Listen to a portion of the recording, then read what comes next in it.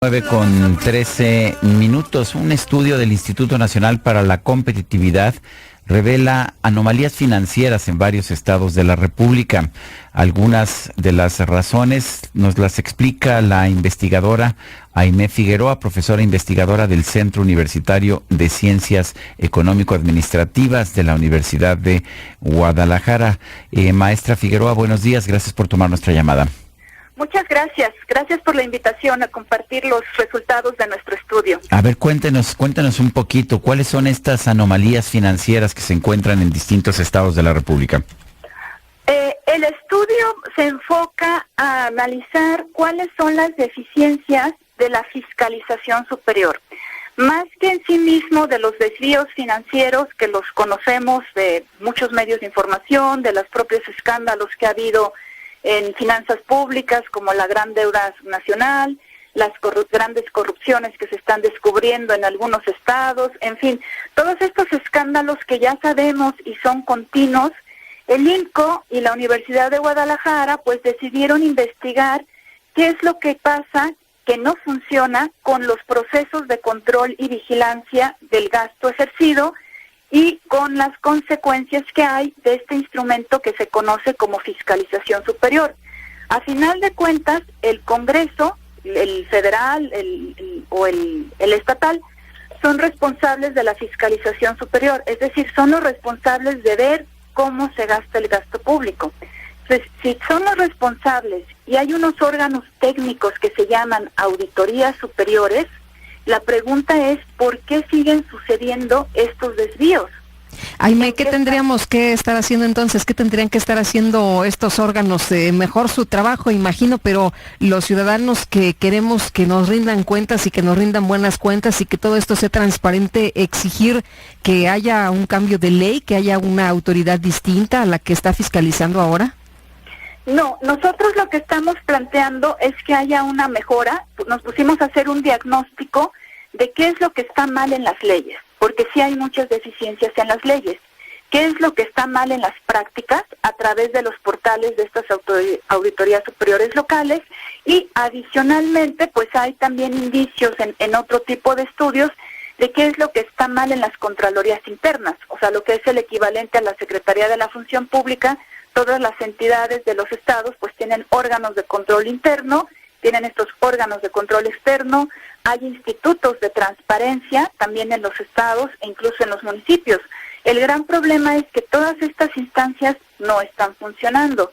A la pregunta que me haces, pues te diría, es importante que sí fortalezcamos la Contraloría Social, desde luego, que hubiera una mayor participación ciudadana.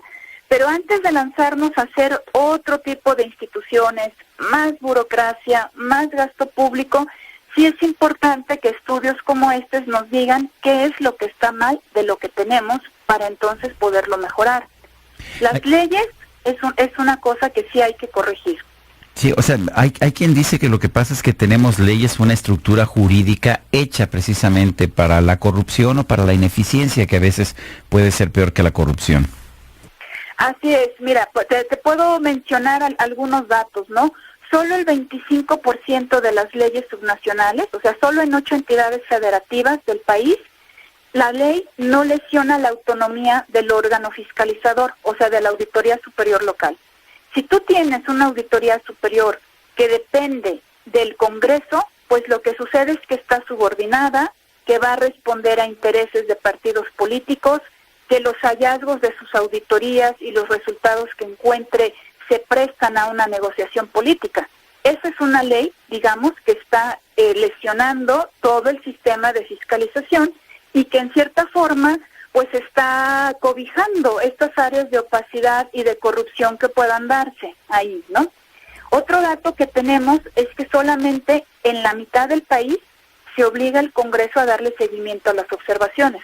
¿Qué es lo que sucede? Los institutos de transparencia dicen recomendaciones, la Auditoría Superior Local encuentra irregularidades y hay incluso indicios de responsabilidades contra los servidores públicos, pero si el Congreso no lleva a cabo la otra parte de su labor, dándole seguimiento o encauzando esos procedimientos porque se reserva esa facultad, no pasa nada. se los quedan ahí esos datos, se entregan los resultados de la revisión de la cuenta pública o de las auditorías, pero no hay consecuencias. En esa parte la ley también está mal. Oye, los órganos fiscalizadores, Jaime, que son los que, pues, responsables de que nos tienen que entregar cuentas, que tienen que estar revisando, ¿ahí qué pasa? ¿No tienen ninguna responsabilidad? No, hay algunos órganos que presentan deficiencias en cuanto a su propia rendición de cuentas. Es decir, el que sean vigilantes no los exime de que sean vigilados. Y presentan ciertas áreas de opacidad en los portales de los órganos fiscalizadores. El ejemplo más alarmante que tuvimos es que en 25 estados la ley dice que la Auditoría Superior te debe de publicar, para que tú lo tengas disponible como ciudadano, el informe de resultados. Ahí va a venir quién hizo bien su trabajo, cuántos millones fueron desviados, a quién se le deben fincar responsabilidades, ahí viene todo. Pues 25 estados la ley dice, públicalo, y la sorpresa es que solamente muy pocos lo publican, con lo cual ni como servidor público ni como ciudadano normal tienes acceso a esto, ¿no? Entre los estados que están como siendo muy omisos, y de ahí puedes entender algunas cosas que pasan en esos estados, es Jalisco, Colima, Durango, San Luis Potosí, Puebla, Chiapas, Quintana Roo, Tabasco, Chihuahua, Guerrero, Michoacán, Querétaro, Aguascalientes y Baja California. Como ves, es una gran cantidad de opacidad. Casi todos, ¿no? Casi todos nos dijiste. No, hay algunos que sí lo publican, son muy poquitos, hay que decirlo, lo están publicando Campeche, lo está publicando Distrito Federal, Baja California, Sonora, Coahuila, Veracruz y Estado de México, ¿no? Hay otros que lo publican como a medias. Es decir, publican a lo mejor una parte o sin dejarnos de ver las sanciones, y los que no publican nada, pero aparte que no tendrían la obligación, ¿no? Pues ahí ves un poco la voluntad del titular, de quien está al frente de este órgano fiscalizador, de querer hacer transparentes sus funciones, ¿no? De rendir cuentas también a la sociedad. Hay otros en esta misma situación que no nos dicen a quién van a fiscalizar. Cosas que sí dice la ley y que sí están sucediendo en el ámbito federal. Es decir, tú no puedes fiscalizar a quien tú quieras discrecionalmente, porque volvemos a lo mismo, se presta a intereses en los congresos de partidos políticos, de fracciones concretas o hasta de personas concretas, ¿no? Esta parte también tendríamos que mejorarla, que se nos diga a quién van a fiscalizar, con qué metodologías lo van a fiscalizar, pero sobre todo que haya consecuencias. Bueno, pues con lo que yo me quedo, Aimé Figueroa, es con esta idea de que si queremos transparencia, si queremos honestidad, tenemos que tener un marco jurídico que se preste a ello. Un marco jurídico que se preste, pero también unas prácticas por parte de los órganos encargados de ello, y una Contraloría Social mejor fortalecida, ¿no? Pues Aimé Figueroa, gracias por tomar nuestra llamada.